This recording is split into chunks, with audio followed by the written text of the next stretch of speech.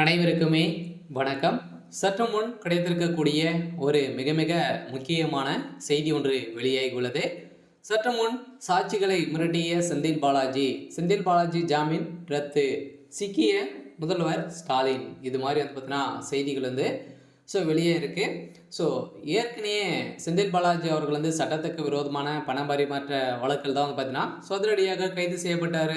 கைது செய்யப்பட்டும் 472 நாட்களாகவே புழல் சிறையில் இருந்து பார்த்தீங்கன்னா திடீர்னு உச்சநீதிமன்றம் ஜாமீன் கொடுத்திருந்த நிலையில் நிபந்தனை அடிப்படையில் ஜாமீன் வழங்கியிருந்தாங்க இல்லையா. இந்த ஜாமீனின் அடிப்படையில் வந்த ஒரு நாட்களின் முன்பே பார்த்தீங்கன்னா செந்தில் பாலாஜி அமைச்சராக பொறுப்பேற்ற தான் ஒரு மிகப்பெரிய சந்தேகங்களை ஏற்படுத்தியிருந்த நிலையில் இப்போ அமைச்சராக இருக்கார்.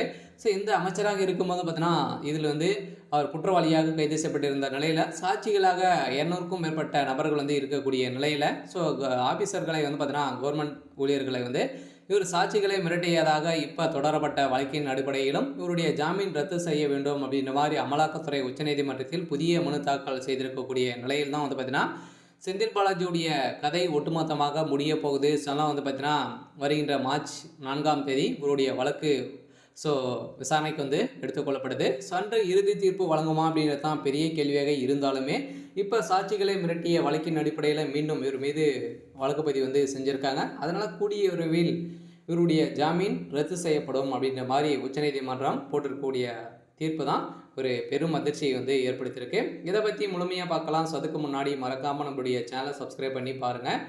வாங்க வீடியோக்குள்ளே போகலாம். பார்த்தீங்கன்னா ஏற்கனவே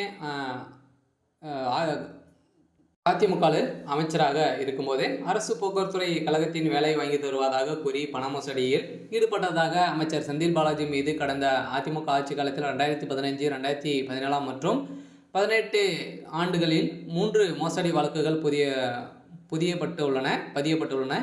இந்த வழக்குகளின் அடிப்படையில் சட்டவிரோத பண பரிவர்த்தனையில் ஈடுபட்டதாக அவரை அமலாக்கத்துறை அதிகாரிகள் கடந்த 2023 ஜூன் மாதம் 14ஆம் தேதி கைது செய்யப்பட்டார் இல்லையா. இதன் தொடர்பாக பார்த்தீங்கன்னா மொத்தம் ஓவராலாகவே 1.5 வருட காலங்களாக இருந்திருந்த நிலையில் இந்த வழக்கின் அடிப்படையில் செந்தில் பாலாஜி உச்சநீதிமன்ற விதித்த நிபந்தனைகளை மீறிவிட்டதாகவும் எனவே அவருக்கு வழங்கப்பட்ட ஜாமீனை ரத்து செய்ய வேண்டும் எனவும் கோரிக்கை அமலாக்கத்துறை தரப்பில் உச்சநீதிமன்றத்தில் புதிய மனு தாக்கல் செய்யப்பட்டுள்ளதாக அதில் செந்தில் பாலாஜி அமைச்சராக பதவியேற்ற பிறகு சட்டவிரோத பண பரிவர்த்தனை வழக்கில் அரசு தரப்பு சாட்சிகள் சரியாக சாட்சி அளிக்க முன்வரவில்லை என சில முக்கிய சாட்சிகள்லாம் பார்த்தீங்கன்னா அவருக்கு பயந்து மிரட்டியதாக தகவல் வெளியேற்கக்கூடிய நிலையில் தான் செந்தில் பாலாஜியும் வழக்கு விசாரணைகளுக்கு இழுக்கடிக்கும் நோக்கத்தில் விசாரணைக்கு முறையாக ஆஜராகுவதில்லை. எனவே அவருக்கு வழங்கப்பட்ட ஜாமீனை ரத்து செய்ய வேண்டும் என அமலாக்கத்துறை சார்பில் பார்த்தீங்கன்னா நீதிமன்றத்தில் புதிய மனு தாக்கல் செய்திருக்காங்க.